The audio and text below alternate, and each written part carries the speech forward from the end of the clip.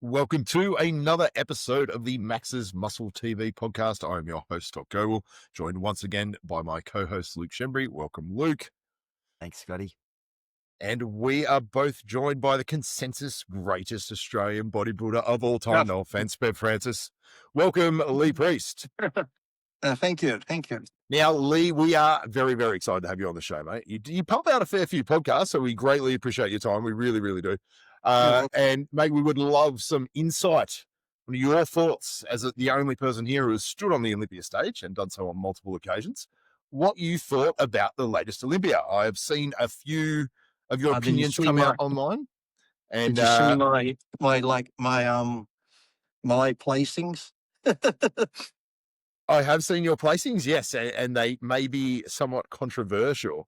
So I'm interested to dig a little bit deeper, especially if we start with the winner himself, Mr. Derek Lunsford. You don't have to go too deep with me. I'm not that deep of a person. Well, let's go completely superficial. Tell us your thoughts on Derek Lunsford, and I personally am interested on how you would have placed him Friday as how you would have placed him Saturday, since it was a 2-day show, and I think there was a bit of a change in his conditioning level and of that of Hardy. So how did you see it if it was just a Friday night show? Was the Friday night where he looked better or he looked better? Yes, Saturday? He looked good. Yeah, and Hardy was maybe a tiny bit worse. So Hardy was pretty bloody good both days, obviously. If we're going by Friday night, I'd probably still put him in third or fourth. Yeah, okay. And how do you weigh it up? Like, the judges do have a tough job. Like, you're trying to balance out how you value size, how you balance proportions, how you balance conditioning, all of these things. How do you weigh it up? Do you go shot for shot, or are you looking at different aspects? I'm not going to go shot for shot, but then overall, I try and just go on who has the less flaws. But also, even if you got the less flaws, you still got to be in some sort of decent shape. You can't be like, okay, like, we saw it back in the day where Flex or Cormier, because they had great symmetry, we've seen them winning shows and they would even say, I'm only 90% at my best and I still won. So, yes, you can have nice shape and good symmetry, but if you're not in shape, that shouldn't carry you through to a guy who could be a little bit smaller or a little bit bigger and stuff like that. Because, when Tyler did his rundown, which he not only does a good breakdown, but he lost me when he said Derek won the front double bicep shot, because that was his worst fucking shot. His arms look like mine when I was fucking 285 and now 24 inches of fat and water. So it's like, I did see some other people putting up Miss Olympia photos and that comparing even her to Derek's front double bicep. So I don't know. Like I said, nothing against Derek. He's a great bodybuilder. He's won the Olympia. You got to respect him for that. But to me, I just don't get the wow factor. When I see Mr. Olympia, I don't know where I'm just used to seeing Ronnie and Dorian and Phil Heath and them. When you look at those type of people, you're like, fuck, you're almost stopping your tracks where Derek looks good, but I don't get the wow factor where when he was there with like Hardy and Andrew and that, my eyes kept going to Hardy and Andrew. So, that's just, they sort of had that sort of look to them where you're sort of like, wow, look how they look and their conditioning just look better. Then people go, but Derek from the back. I'm like, the back's 1 or 2 shots. If someone can beat you from the front, the side and that, why should you win just because you have an okay back? So, yeah, it's hard to say. And then people going about, I think who was it said the judges are professional. Milos did a big thing about it. I said, so we shouldn't have a comment then. But we've been in the sport that long. Generally, the consensus, if you had an audience, I've said it before, of 3,000 people, out of that 3,000 people, 204,000 might have the exact same placing. The other 600, they've got their favourites. They don't care if you're off or not. They can put you first, so we'll take them out of it. But generally, they get it right. And I think, too, who said it? I saw someone else say it online. And I said, I think Paul Dillette said it. He said the same thing when he goes to these shows and he sees the judges. They're the same ones that were judging us back in the 90s and 2000s. It's like, look, I understand, but come on. It's like politicians. You got to get the fuck out. We need new blood in there. We need new minds, new set of eyes. I think some people just get complacent because they get to go on these free trips. They get a hotel paid for, stuff like that. So they just like being a part of it. So they keep going back. I think we need new young judges in there to judge. So that's fair. And for me, I'll play devil's advocate. So the judges will turn around and they will say, look, yeah, Hardy did have superior conditioning. But we felt that Derek's proportional size, his lower body balance with his upper body balance, that was enough to outweigh the ever so slight conditioning advantage that Hardy had, because he was really only more conditioned for the front, and Derek had a conditioning advantage from the back. So, it wasn't a huge disparity, but Hardy's a little bit small in the lower body now compared to his upper body, and he's got one leg which isn't quite as big as the others. And your counter argument to that would be, I'd rather have one small-legged than fat arms from the front.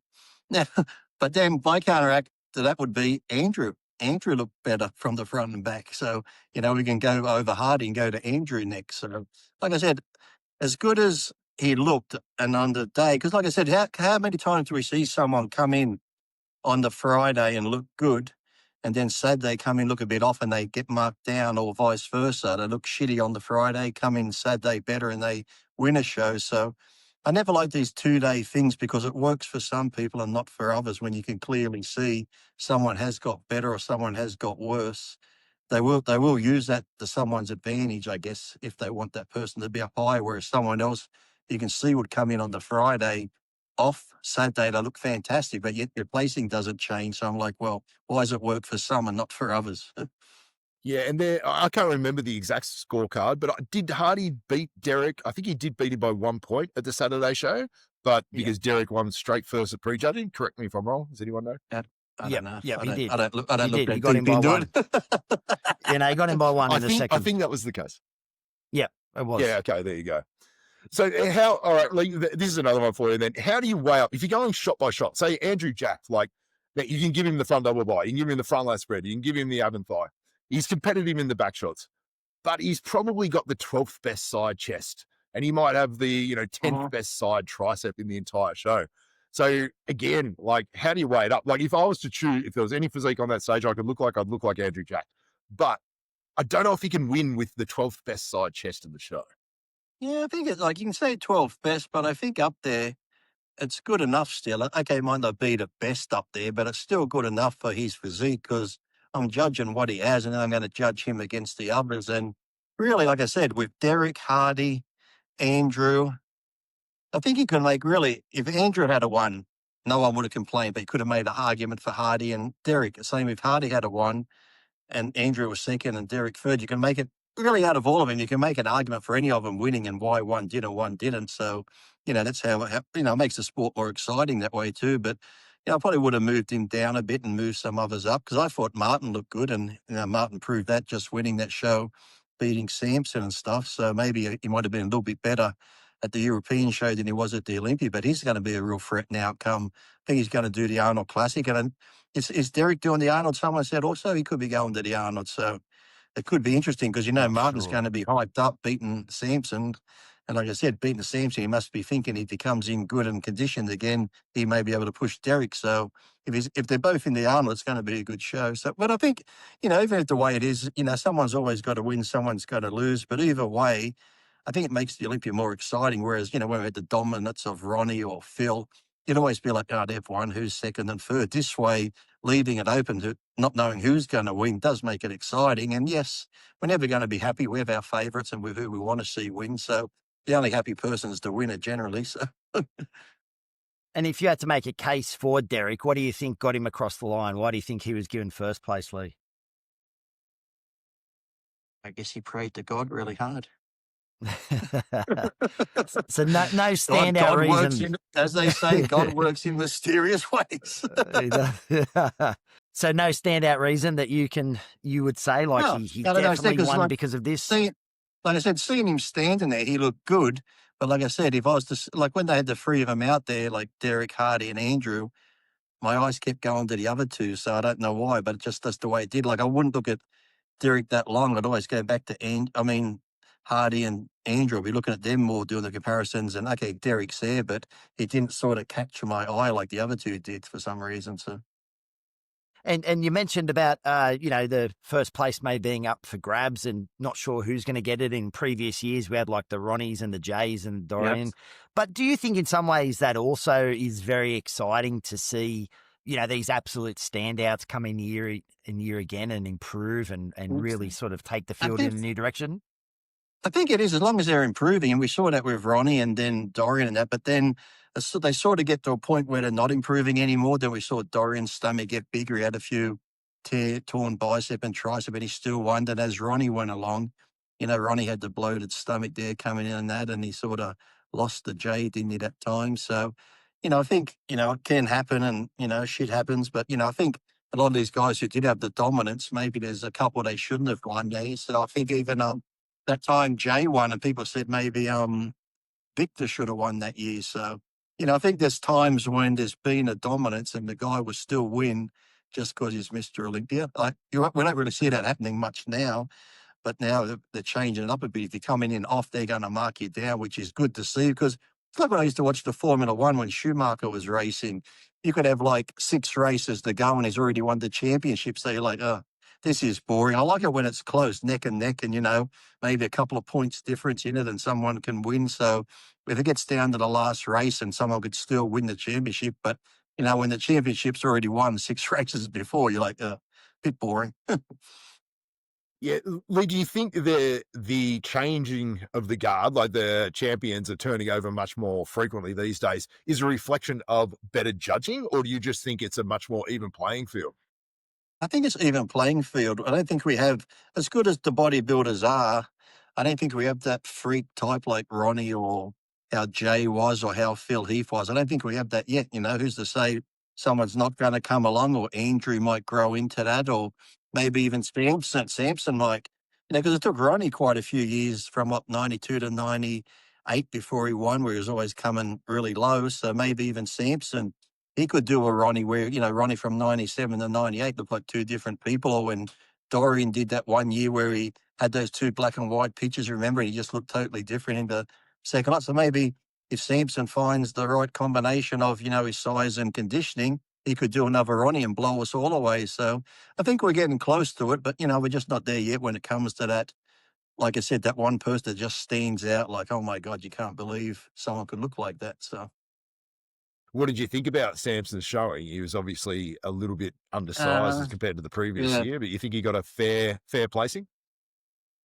Yeah, I don't. I probably could have even had him maybe a bit lower. It's hard because when you see someone good, it's, when someone's come in really good and like when he won last year, you sort of had that balance almost perfect, the size and conditioning. This time it looks like he went with the conditioning a bit, and I don't think he looked any harder, but he lost that fullness. When you get the fullness and when you're full, your muscles push against the skin, so you actually look tighter. I think the show he was at with Martin, he looked better than he did at the Olympia there. I think he went up to didn't he say 300 pounds? He put on 20 pounds since the Olympia. So, he filled out pretty quick. So if he can find that right combination, he'll do good. So I think it's a fine line with him where it's like you said, we can see some people who can come in a bit off and still do well, whereas some people, if they're a little off, they look really off. So, some can get away with it, some can't. I think Samson's one of those. He has to almost get it perfect every time to win a show. So, especially when you got the other people coming in, in condition and looking pretty good. So, if you all know that you're best, you're not going to win. So, So if you were the head judge, Lee, and I mean, I don't know that the managers are going to give you a call anytime soon, but would Why you, how would you have done the call? That's a bit different because I think from memory, Samson was only compared to Martin. I don't even know if they ever stood next to each other in the very, very first call out on the Friday night when they had 6 guys in it. And from then it was the top 4 and the rest. Yeah. Would you mix it up more? I would. I've always been that type of person where so many times you'll see a guy get 5th or 4th at a show, but yet he was never compared to the 1 and 2 guy, which I find incredible. It's like, you can have someone stand down here and someone in the middle. Until they're side by side, you can't really see it, So to me, if I had the top 6 of any lineup and if I have a rough idea who the winner is, I'm going to give everybody a chance to stand right beside that person so you can see the comparisons. Because even if you're 3 or 4 over, the lighting difference can make difference to how you look. We've seen that before. If someone's got the perfect light and you're a little bit out of lighting, that can just, the way the light hits your body, the oil and that. So to me, to be fair, and that way people can't say, because we hear it all the time, well, he wasn't compared to such and such. They didn't put him next to him. They didn't, just take all that bullshit out. That way there can't be any conspiracy theories, any sort of people yelling out politics and that. It might take an extra 5-10 minutes, but give everyone a chance to stand near the person who you think could be the winner. That way they all get a fair comparison near that person. Do you feel that it all comes down to that first night, Lee? Like we saw Derek slightly higher and then it sort of flipped for the finals. How important is that first showing, especially for some of our listeners at home that mightn't understand the 2 day short? Well, I think it should be a one-day show. I hate the 2-day shows because no other sport, unless it's Test cricket or some bullshit that goes on for days, it's like you got that one day to get it right. You're not going to go to boxing 12 rounds and after 6 rounds, okay, guys, come back tomorrow, go have a break, come back and, refreshed. Like no other sport where it's all on the line, the Super Bowl, no team sports, no, you go to World Games or something and there's the running race. Okay, they have heats and that, but once you get to the finals, they're not going to run it halfway through a marathon and say, okay, have a break, come back tomorrow, because you got one day to get ready, and that's how it should be. Going over 2 days is a lot for a bodybuilder. We've all been there. You can change in 30 minutes, 10 minutes, you can change like that. And just the stress you put your body through. And then, sadly, guys, if they really want to win or do well, they will push the envelope. And I think some can lead to doing dangerous things with diuretics or even taking different drug protocols. So I just think to be healthier and safer, a one-day format where, the pre-judging was around noon or something, and then final start at 7 o'clock that night. You're going to get sell the same amount of tickets. You have the same people come and see the show, but I just think it's better on the athletes and the fans to have it back to a one-day format for the men's open. There's enough divisions if they want to do 2-day format for other stuff, but the men's finals and that should be one day. And don't keep them on to last late, because we've been backstage before where, if you're ready to go, how many times have you been backstage and you're ready to go, then they say, guys, you still got another hour. Then you're like, oh, fuck, an hour. And you just feel like you want to lay down, go to sleep. And then after that hour, getting back up to try pump up again, you're like, oh, fuck, this is shit. So I think they need to consider the athletes a bit more when it comes to a big show like the Olympia. And do you feel that it's probably more around fluid retention, maybe diuretics in between the shows if someone's trying to tighten up, or does it come down to maybe continuing to carb up and their nutrition? Everything. I think it's everything. The water intake, what you're going to eat, because you're going to play mind games. That's the worst thing, just the head games, because, how many times did you ever lay in bed at night getting ready for a show, and every hour you'll be going, oh, they're still there. Then you go into the bathroom, turn the light on, you're trying to squint. If you got your missus or your mate with you, come have a look. They're like, oh, fuck, I'd have a look again. How am I looking? Because in our mind, we always think by the minute we're going to get smoother. You could have looked great for 2 weeks, but for some reason that night before the show, you think you're going to fucking smooth out. So it's all a head game. So I figure it's all a combination of the diuretics, the gear, but even just the mental games it plays you can get more stressed out, get more nervous, and just doing that can make you. How many times have you been at the gym covered in veins, skin's really thin, you get backstage like, fuck, where's all the veins gone? It's like, because you get nervous, they disappear. When the show's over, boom, they're all back again. You're like, fuck. And another much hyped athlete in the lead up to the show, and I believe you listed him as one of the guys who was in contention, was Nick Walker. I was pretty high on Nick's chances coming into the show. I thought he would be the biggest. I thought he had the potential to be the hardest. Obviously didn't deliver, I guess, on the conditioning front. But do you think he's still got a chance to get up into those top 3 placings based off this show? I would count him out yet, but I think, because we're all going off those black and white photos we've seen leading up to the show, and then come the show itself, you're like, oh shit, did he just carb up too much or just get too full? Because going by those photos, fuck, anyone, I guess, can look good in photos if they make them look good. But I thought, going looking at them, I thought, okay, he'll be pushing for the top 3 spot and that. And with my reassessment, I had him in 8th, and I did see Bob and Sean on the Voice of Bodybuilding, they brought up my picks, and Bob and Sean are we pretty much agree with Lee. And then Bob was like, when he's got him in 8th place too. It's like, that's where Bob said, I'll be announcing you in 8th. So he's like, well, Lee put him in 8th. So, but I think he still has a chance. He has to watch the waist, of course, and that, but it's going to be hard because he's a freak looking, but there's so many, like I said, with Andrew Jack, who's a freak looking and has, just has a more pleasing physique to look at. There could be people coming up that might start pushing Nick down due to that. But then again, different shows with different judges. Sometimes you go to some shows and they go for the symmetrical guy, then other guys, sometimes they go for the freak. So as long as you come in your best, you never know what they're going to pick on any given day. So I just say come in your best. But I think too, it's like this whole, when he looked good 2 weeks out, and I've said it 100 times, people need to give up this fucking peak week and carb loading. I did it once my whole career. I never done it. ever since then, because the lowest I go on carbs is like 250 a day. I might go up to 300, 350, 400, but I'd never go lower than 250. I'd always stay full. And that's why all I did that last week, all I did was cut my water, tan up and pump up because, 16-week diet, I'm using, okay, first 8 weeks I might be on different compounds and the last 8 weeks I swap, but I'm training twice a day. I'm doing cardio, and I do it up until the Friday, the day before the show. I still go to the gym and do light cardio and training. I might stop my shots a week and a half, 2 weeks before, so I don't get any fucking lump pop up where it's like, hey, I might just take Dianabol and Anadrol to keep me full. But as far as injections go, you get a bad shot, it stands out like fucking dog spores when you're on stage and the light hits it. They're like, oh, what did they put in there? You got that lump. So, nothing changes on me. Whereas other people, if they're on a 16-week diet, week 1 to 15, they're doing everything the same. Then that last week, stop training, stop doing cardio, change their food, put more food in, change the drugs. And when you're doing changes like that, your body just reacts. And it's either going to be hit and miss. So why risk it when you're looking good? I think it's just because it's so programmed to hear it that people have this peak week or they got to carb up, that everyone does it. Every coach tries to push it on people. I'm like, if it's not broke, don't try fix it. If you look good, trust that you look good. But, it's always our mind. Yeah, I look good, but maybe if I do this, I can be a little better. And maybe if I just cut this out. And generally, you fuck up and it doesn't work. You should have just left it alone. So I just tell people, get rid of fucking peak week and just trust in the process. If you're looking good, don't mess with it. Like I said, apart from cutting the water out a bit and stuff like that, don't go crazy with anything else with the drugs, carbon up, doing whatever else you do, because generally it's hit and miss. And a lot of the time you miss.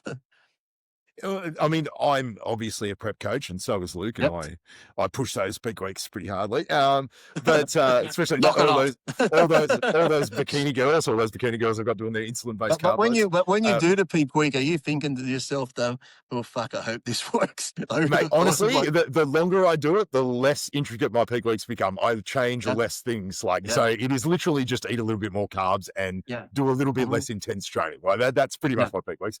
But Yeah. I mean, you've prepped big guys like Jake Nicolopoulos and stuff like that. Mhm. I find it harder to peak a big guy than I do like a small female. Yeah. Probably far more variables at play. And their body weight can fluctuate really, really significantly when we're talking 120 kilo dude. Yeah. So you didn't carb up a Jake Nicolopoulos or something like that? I reckon that bloke could store 1,000 grams of carbs in his chest. No, I just I'm kept him on fascinated. I just kept on pretty much the same food. It was funny because when Graham Lansfield asked me to help Jake, I'm like, I don't want to help people. I don't want the pressure of it. And Jake was on me for months. Can you help me? Can you help me? I finally gave in. I said, look, okay. I said, look, I'm really no coach. I said, I'm very basic. I said, here's pretty much a similar diet to what I use. And I'm pretty sure you know how to train, but here's some training, whatever. And he wrote back to me, he goes, what about the supplements? I'm like I said, I'm no guru. I said, I can send you a basic thing of what I used. And it was so funny. I emailed it to him. It would have been 10 minutes. He writes back, he goes, are you fucking with me? I said, why? He goes, there's no growth hormone. There's none of this. I said, you don't need it. And it's like, he goes, but this is like a quarter of what I've taken before. I said, Jake, you trust me with your training and diet. Just trust me with this. And he did. And when he went and won the worlds, he's like, Lee, he goes, that's the best I've ever felt and the best I've ever looked. And I was on probably a quarter of the shit that I was being taken before. So I think we just get programmed to think that we need all this crap half the time. And if you hear someone else's do it, then I got to do it too, and that sort of thing. And I think some people are just too scared not to do it just in case that's the secret thing that makes them a champion. So Do you think there's a little risk reward involved? Like at that highest level, I think those top guys are clustered together so closely that perhaps the peak is the difference. And if you roll the dice and you land that 99% or 100% outcome, then you could potentially win the Olympia. Now the downside of rolling the dice is you might come in at 80%. So but is that like is the risk reward worth it? Like that's what I'm sort of wondering. Like Samson clearly fucked up his peak. Well, maybe he fucked up in the weeks and weeks leading up to it, just dieting down to far too low a body weight. And he obviously looked far better at Prague when he was much fuller. I don't know, man. Like I'm sort of thinking that maybe at that level, you have to roll the dice. You don't have a choice. It all depends. It depends how you're looking though. But if you know you're pretty much 95% there and you're looking pretty good, I wouldn't roll the dice too much. Like you said, maybe if you're on 200 grams of carbs a day or something, maybe I'd go to 300, 350 at the max, whereas some people fucking boom up to 800 and shit like that. So maybe just making little bits of changes, like I said, can make a big difference, because when you're like I said, a lot of times, even back when I was competing, sometimes we might have come in a little bit flatter. But even though we're flatter, we're harder, and on stage under the lighting, you don't really notice it. Even though you might feel a bit flatter, you still look great on stage, because the more conditioning, the lighting, the illusion is you look bigger. Whereas if you come in that little bit smoother, you look a lot smoother under the lighting. So it's a tough call. But I think if you're 95% there, I wouldn't roll the dice too much. Whereas if you're at that point where, holy shit, what do I do? I'm not really where I should be, then I guess you got to roll the dice to see which is going to work. So, but if you're almost there, like you're meant to look on contest day, I wouldn't mess with it too much at all. Just little changes if you're going to make any. Any crazy peak week strategies that you've heard of, Lee, over your career that people have done? Just the ones that go to the zero carbs, remember? Then where you get the people that would do that for almost 3 or 4 days, would just eat nothing but meat covered in salt, no carbs, just sodium loaded with protein and meat, steak covered in meat, chicken covered in meat. And I think it was the Wednesday or Thursday that cut out the sodium, then slowly add the carbs in and shit like that, and some of the stuff they'll do. But even back then, I remember people wouldn't even brush their teeth or have a bath sometimes, because they're like, oh, toothpaste has sodium in it. The bath water has sodium in the water. I'm like, oh, Jesus, it's not going to soak into your skin and make you fucking fat. Like, people get so paranoid about anything. It's like, I used to eat even carrots, and that people are like, lead of sodium in carrot. I'm like, how much fucking sodium? It's like, even like the egg white protein drinks I used to have, I'd have them a day before the show, and they're like 1,000 milligrams of salt. But I found even though I was drinking a bit of water, just having the sodium kept me fuller, whereas sometimes you cut it out, it can make you look a lot flatter. And we've all been taught sodium bad, but a little bit's not too much, not a lot, but a little bit will keep you fuller and keep the muscles looking better. Sodium's not as bad as we think if you're not going overboard. Like, I don't mean like adding salt, because I mean, I used to have tomato leading up to a contest, liter sodium in tomatoes. I'm like, okay. And then I remember I'll be at the Gold's Gym or World Gym, I'll be eating an apple because, just get a sweet tooth.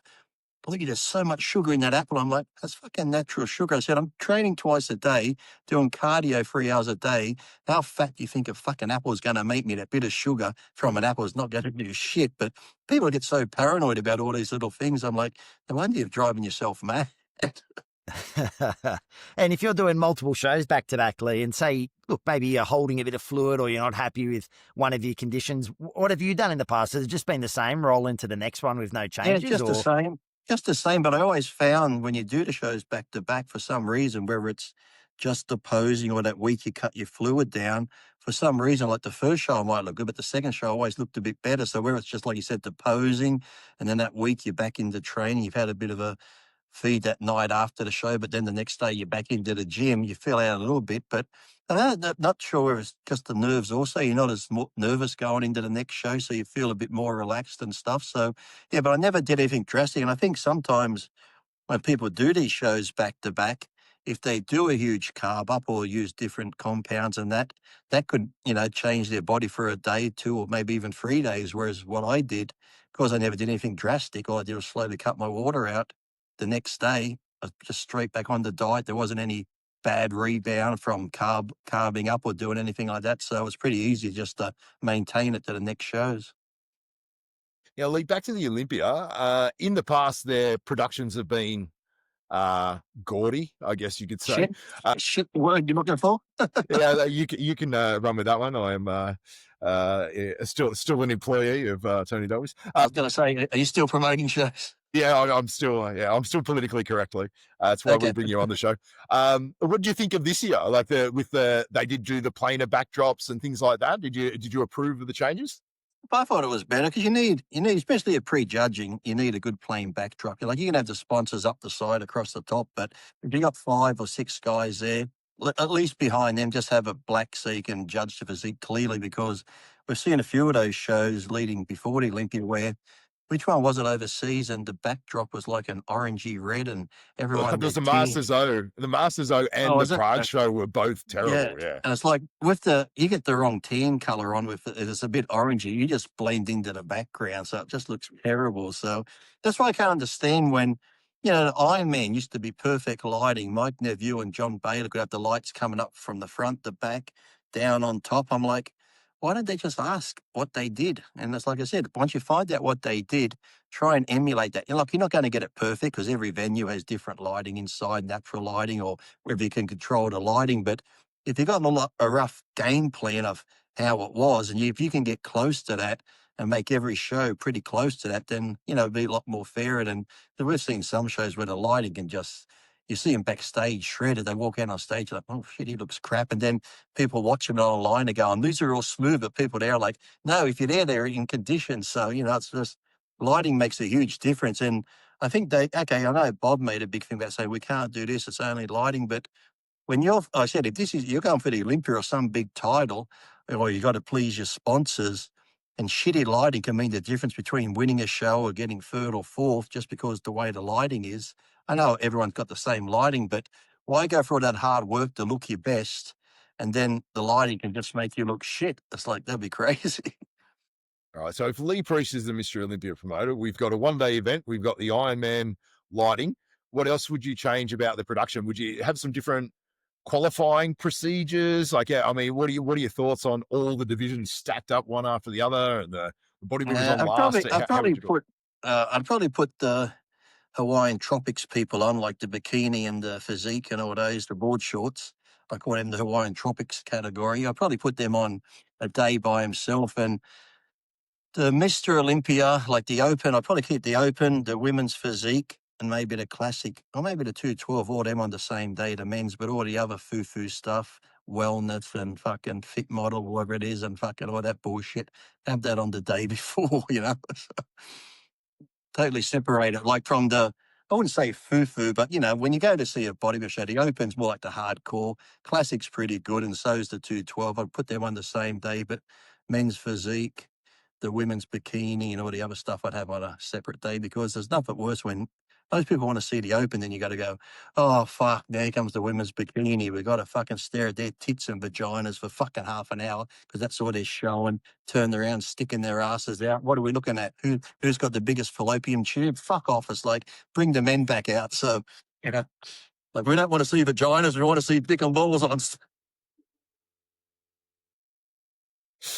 And Lee, outside of those, I mean, the guys we've mentioned, we've pretty much gone through the top six to some degree. What were your standouts? Who were your surprises in the open bodybuilding? Like I said, I thought Andrew looked good, and Hardy, because Hardy had pretty much had the whole year off and stuff. But I thought Good Vito looked pretty good. There's another guy in maybe another year or two he can come into his own and maybe place a bit higher. I do like Nexzilla because he's a freak, but he's just got to really get, a guy like that, he could lose a bit of size and come in condition. He's not going to look any smaller. So if he could get his conditioning right, he'd be really good. And I thought Akeem got play slow, but I thought Akeem looked okay. They always talk about his back and that, but yeah, that's pretty good. But I was surprised, that's probably his placing didn't show, but I think that's probably the best Brandon's looked for a while too. Brandon Curry, I thought he looked really good. So there's a few there I could have changed places here and there and stuff like that. But yeah, it's like, it's a bodybuilding show. It's like, everyone's gonna, someone's got to win, someone's got to lose. And when you get to that elite level, I've always said, I always hate having a winner, because let's just say that top 10 at the Olympia, if they're all in shape, to me, everyone's almost Mr. Olympia, because Andrew's body's different. Hardy's is different than Derek. So it's like when I take them to go to car shows, I'd have a 70 fastback Mustang on my 68 Camaro, and I might win car at a show, but people go, oh, that's a Camaro. What about that Ford truck over there? What about that Cadillac over there? It's like, it comes down to opinions on what people like, because every car is different, but you have people that like that car and they might vote for my car. Whereas if we went to a car show, let's just say it's all fucking Lamborghinis and they're all Hurricanes, they're all the same model, then you can go, okay, this car's the winner. Why does he win? Well, his interior's a lot cleaner, his engine bay is cleaner, the polish on the outside. At least they're all the same car. You can pick a winner. When they're all different, it's hard to pick a winner because they're all great. If you had a Bucati, a Lamborghini, an Aston Martin, whatever other car, they're all fucking great cars. How do you pick one? But if you had to pick one, I'm sure you would, but it doesn't make the other cars less shit or whatever. So I just feel the same way about bodybuilders. When they're all that good, it's hard just to pick one winner when it's that close sometimes. Do you think that Brandon could have been placed a couple of places higher on how he looked?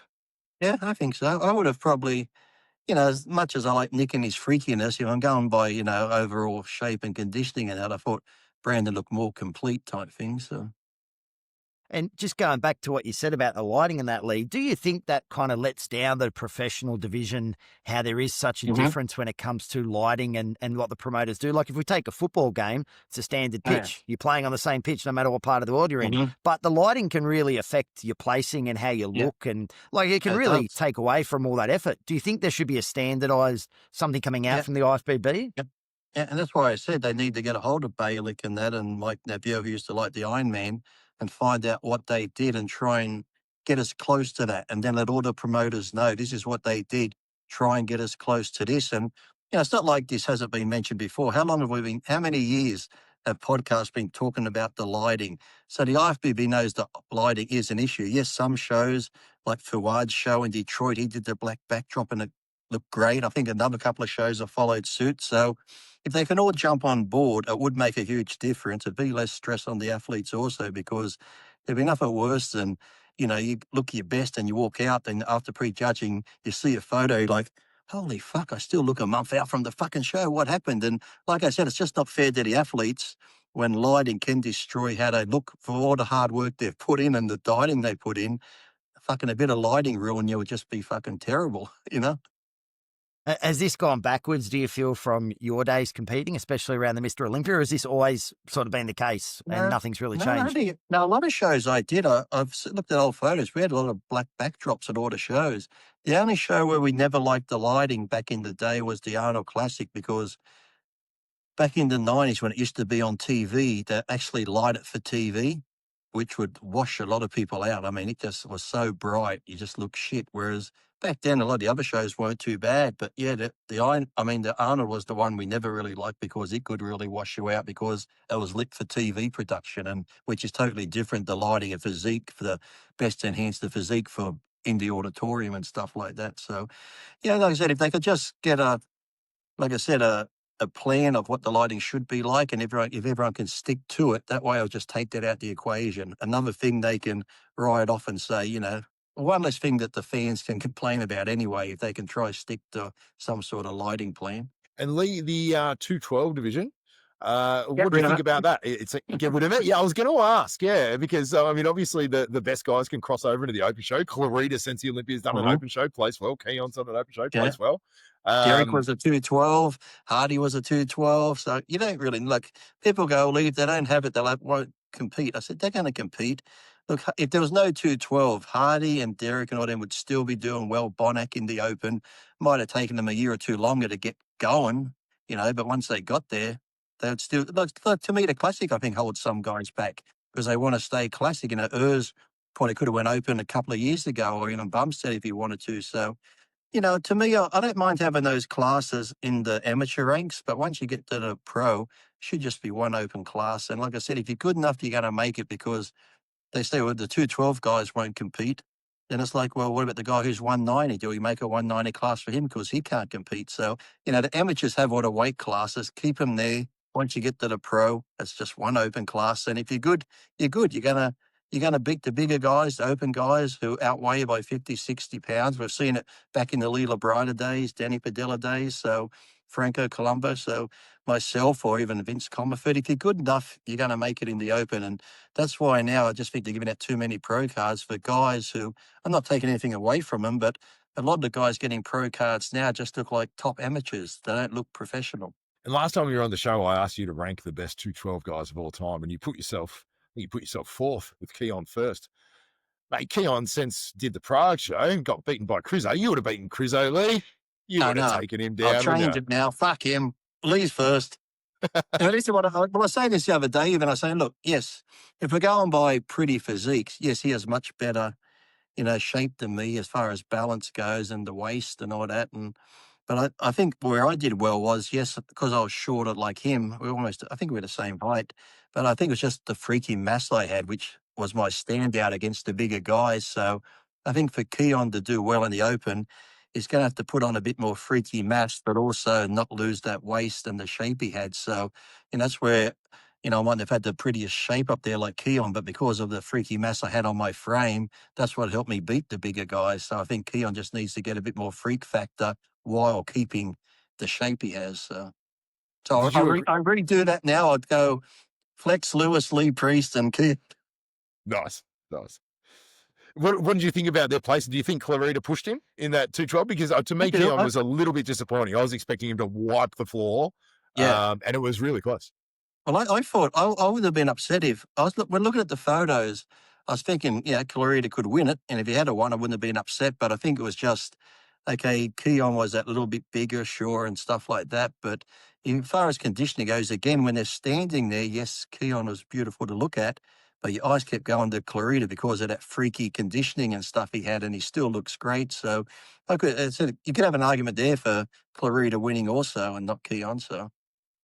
And Lee, with the division separate, I know it's trying to make the playing field seem a bit more even. But with someone like yourself who competed in the Opens, you were known as the giant killer. And do you think that was a big part of why you became a real crowd favourite? I mean, many reasons, but one of the reasons because you competed against, these monsters in the Open and held your own. So do you think there's some advantage to that as well?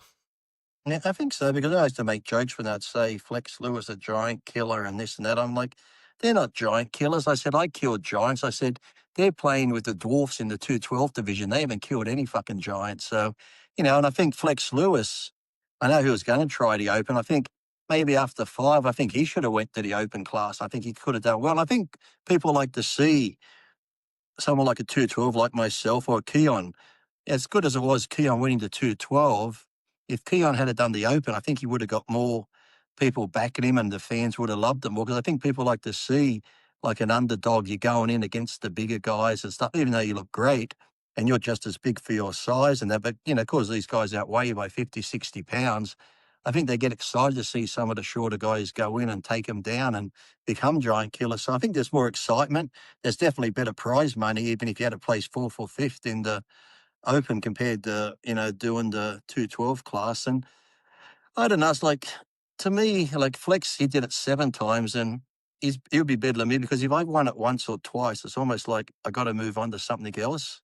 It's like, when I won the universe, you're going to go back in? No, I've won it now. It doesn't, the challenge is gone. It's almost like we won the Ironman. Would you do it again? No, I've won it. You go back. If you don't win it again, they're going to remember, oh, you got second at the Ironman. Oh, no, I won it before. Oh, your last time you got second though. So they always remember your last show. So I'd move on. So Keon's won it, what, twice now, is it? The 212 or 3 times? Twice? 3 times, I think. 3. Great. Yeah, so now he's got nothing to prove in the 212 anymore. He should just focus on going in the Open. Okay, you might not win, but people are going to support him doing the Open and get behind him more, rather than, oh, he's doing the 212 again, he'll win that. Whereas if you're going up against the Open guys, I think you're going to get a bigger fan base. They're going to be behind you more, and they're going to be rooting for you more to take down the bigger guys. And you never had a problem with confidence, obviously, like you were in the Opens, this is where I belong. I'm doing my best. I can stand and mix it with the big guys. But it seems like maybe some in the 212 now might find that a little bit intimidating going in the Opens. Yeah, I think some do, but also I'm not sure whether, I wouldn't say I put on the judges, but sometimes I think now when you do have an Open class and a 212 goes in it, I'm not sure whether the judges think you're a 212 competitor, this is Open. I'm not sure if they judge you fair. More like you should be in your 212 class, not this one type thing. So whereas before, when it was me, Labrada, or anybody else of shorter stature and not as big, they judged you fairly because there's only the one class. So they did give you a good call. Now, because they have a class for you, I don't know if they sometimes judge you as fair thing, you should be in the 212. Okay, we'll judge you, but, you shouldn't be in this class. So whereas it's the one class again, then you get judged more fair, I think. And Lee, you did mention the classic division before. I don't think we need to go into any great detail there, but did you like the judging in that one? Because that was a tough judging call as well, I would assume. Yeah, I didn't watch it. I saw the last 2. Was it Dino and Mike there? So yeah. Mike almost looks like a bodybuilder type Open more than the classic guy, and that whole controversy leading up to with the height and weight thing. I lost count what was going on there, because they said he did height in, but he had to lose so much weight. So people are like, well, what happened last year? What did he weigh last year? Was he not the right weight last year? So I lost track of all that was going on, but that could have been like cool either way as well there. who it goes. Like I said, it's coming down. They're both different. They both look good. But I like, to me, Terence always looks great. He won the show overseas. And if you're going by someone complete, he's almost like the Keon of the classic. You can't really fault him. He's not as big as or tall as the other guys, but he's pretty hard to fault, Terence, when it comes to his physique and his posing. He's probably one of the best posers up there. So, Do you think the judging is that much different from the open classes to the classic? Because I mean, theoretically, they're meant to be rewarding the lines over the freaky size and mass. But do you feel like when you have the same judging panel, that they sort of gravitate towards the same sort of criteria? Probably. I know they have different poses and stuff, but still, we're still human and that sort of thing. It's hard to, because to me, it was almost like, I think I said it before, when we were competing, a lot of guys back then were big, but they're still classical along the lines. The Barry the Mays or the Bob Parises, or even Paul Dillette was a big guy with nice shape. But it's just that because the judges let the stomachs get out of control and people were getting bloated and looking shitty, they're like, oh, we need to start a new class. So we start the classic, So if they had kept to the judging criteria, and if you had a fat stomach or bloated, you got marked down, then people wouldn't have got fat. But if you're rewarding fat people, when I say fat, I mean bloated. You can still see their abs, but it's almost like how we look a day or two after a show and you've been on a binge and you still got your abs, but they're pushed down here because you're so full. So yeah, I think it's like the bikini now? Now they started Fit Model, and they said, we want you to look like our bikini used to. I'm like, well, if you had stuck to your judging criteria and didn't let it get out of control, you wouldn't have to start another class. And now I'm thinking maybe with this men's physique, because they're getting bigger, they might be starting a Fit Model for the men soon, because, if they stuck to the judging criteria, we wouldn't have to start making all these new classes. The same with the women's bodybuilding back in the day. They got too big, told the women to lose 20% of their muscle. Some women did. What happened? The big girls won, so the girls went, we're going to get big again. So they all got big and pretty much killed the sport. Like, you're too big now, so they got rid of it for a while. But when they brought it back, they brought back the women's physique and stuff like that. So, I think the judges really need to stick to the criteria and don't let it get out of hand, and they won't need to keep making new classes. You've mentioned a few times, Lee, about the old guard with judging. How much do you think this actually holds all of bodybuilding back if you've got the same judges for a long time? I mean, it even is a breeding ground, isn't it, for a bit of corruption, because it's a subjective appraisal of how people look. And if you've got the same judges and they have sponsors and affiliations and blah, blah, blah, like, how important do you think it is to have a bit of a refresh with the judging itself? I know back in the day, when I was competing, you'd have sponsors and you'd have Wayne and different people, and we'd always hear, reality shows, we've all heard that people have been told where to put someone. I think now with Tyler and Jim and that, it's a lot different. It's hard to say whether politics comes into play. There could be, even if you're a judge and you know what you're judging for, you're going to have that where you just like some type of physique. Someone's going to like that real symmetrical flex wheel look. Someone's going to like that freaky Dorian Yates look. And it's hard to put that aside if that's what you're drawn towards. And if the person you're judging, okay, like Dorian and Flex, two different bodies, but if you like that freaky mass and they're both in shape, you're probably going to pick the freaky one, the type you like, where somebody might pick the more aesthetic. So, that's where they have the judging, where they drop some scores and the highs and the lows. But, it's pretty hard because it is an opinion-based sport. So, like I said, you're not judging the same thing up there, like I said, with the cars. If they're all different, it's going to come down to opinions. And, I don't think it's as bad as it used to be when we'd have like sponsors sponsoring a show, and someone, I remember, Jay was with MuscleTV, like, oh, he only won because MuscleTV sponsors the show and he's a fucking MuscleTV athlete. We'd hear that all the time and stuff like that. And, well, we used to know back in the day with Paul Graham running shows, some things would get changed around, but I just don't know that fucking knew where he was half the time. You could have told him he was at Luna fucking Park, he would have fucking believed you. He didn't know what divisions were coming on, when and where, and where the fuck he was.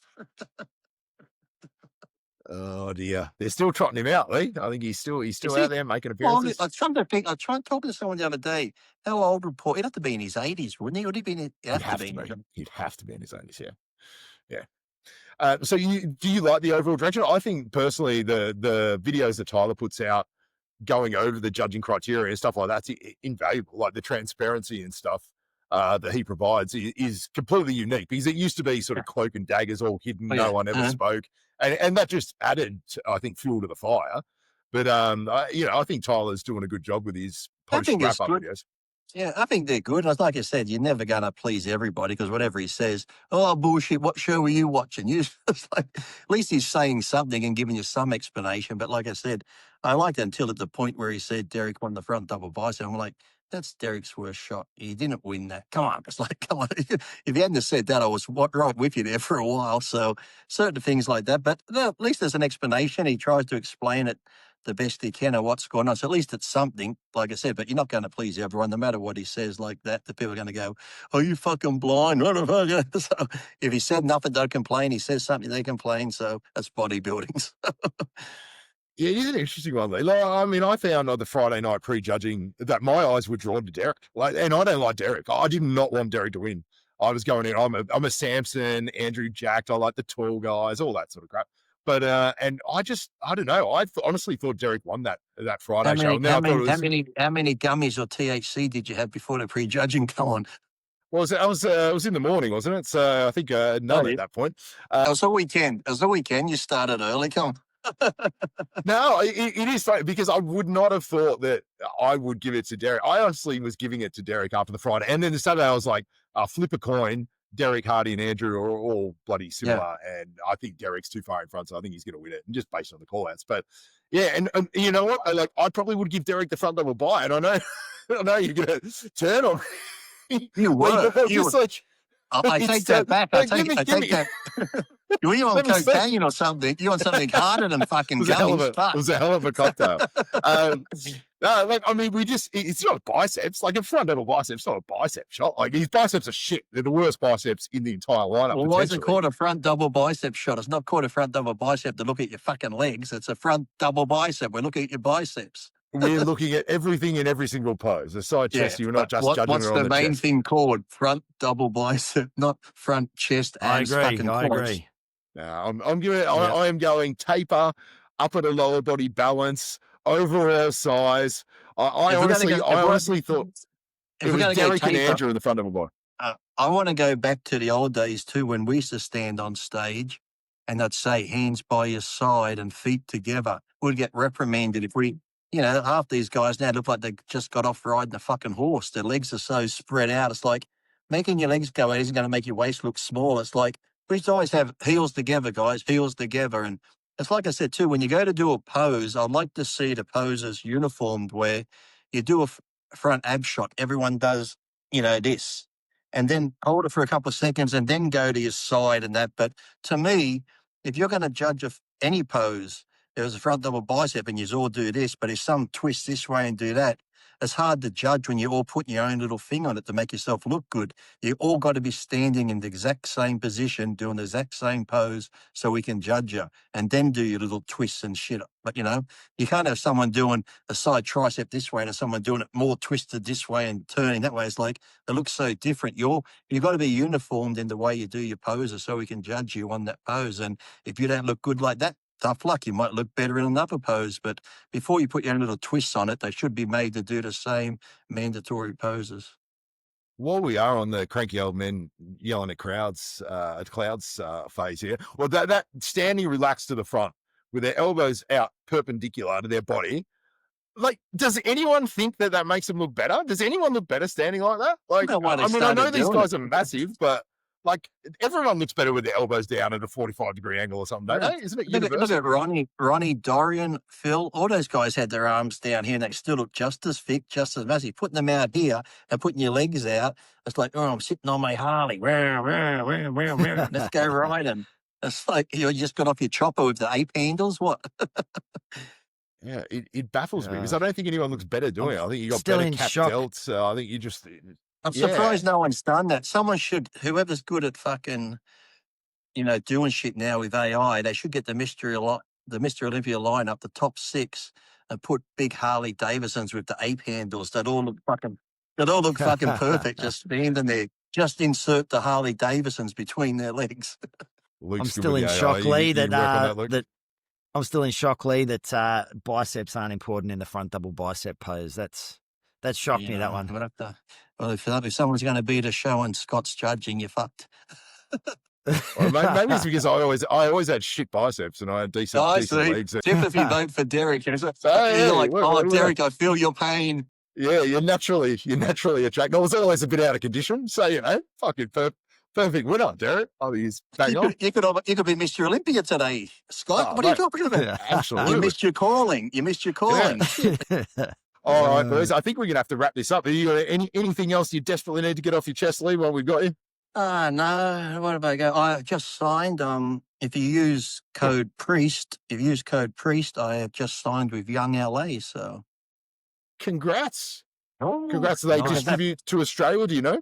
Yes, they do. And this was brought on too because they saw how popular I was with the Trend Twins. And I did a video of the Trend Twins, and then I was with Sam and that, and just people liked it. Then when I did the Jay Cutler podcast, and he's with Young LA, so keen to sign me. So I'm with Young LA, and I'm also back with Dave at Species, where you can use code Priest25 and get 25% off your Species products.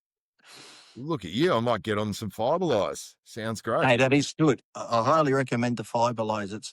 If you use Metamucil, and that's not the same.